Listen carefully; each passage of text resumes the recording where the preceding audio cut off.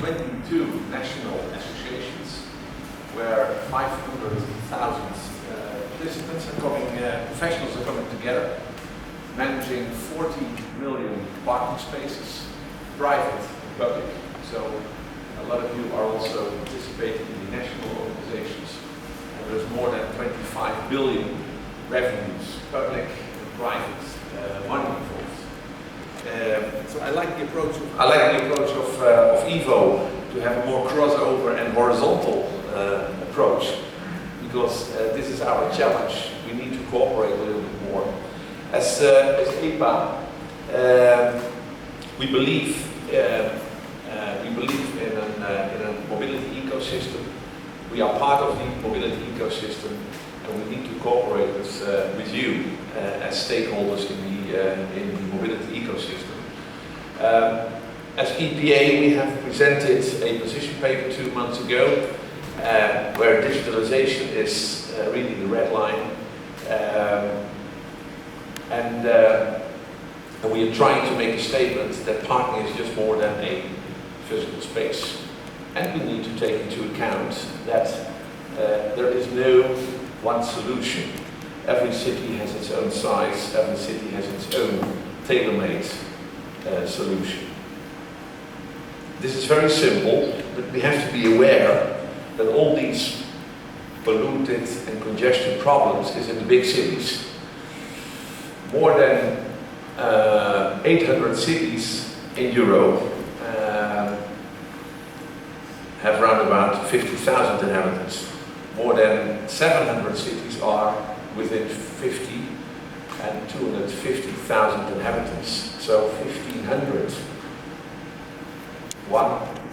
500 cities have less than 250,000 inhabitants, where you have to find the right equilibrium between public and private transport. These cities are too small to have only a dedicated public transport system. So these are just a couple of examples where 1,000 cities are busy with all kinds of digitalization, APR recognition, multi-channel payments. I don't want to bother too much about it because everybody knows this kind of solutions. So we make a couple of four key contributions to have better, accessible and livable cities. Everybody is recognizing these 4 points: the pollution and congestion reduction, sustainable mobility, public and private space allocation, and city center attractiveness. Who is driving an electric car in the room?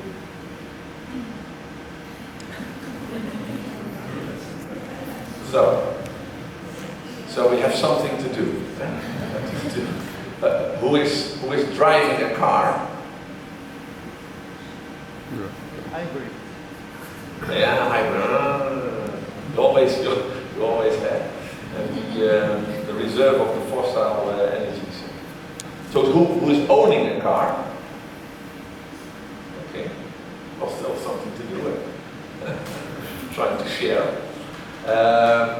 So these are the real starting points. So smart parking as an enabler. We're looking for urban mobility hubs. And this morning we have already talked about data-driven standards and that kind of stuff. This is not that far away. We need to look to a new urban and public space allocation.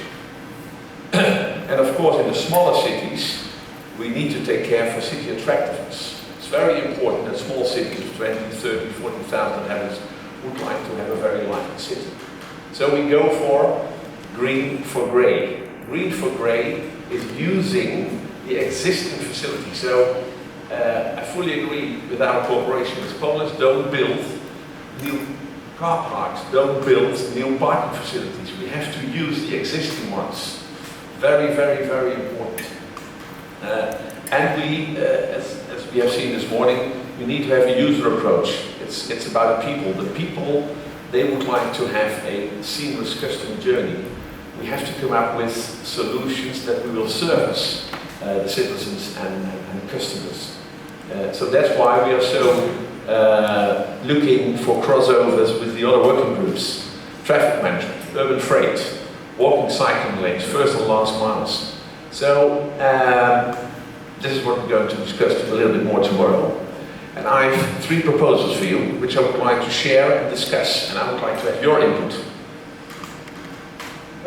We need to be people-oriented. We need to talk about standardized systems, standardized data, otherwise there is no multi-mobility.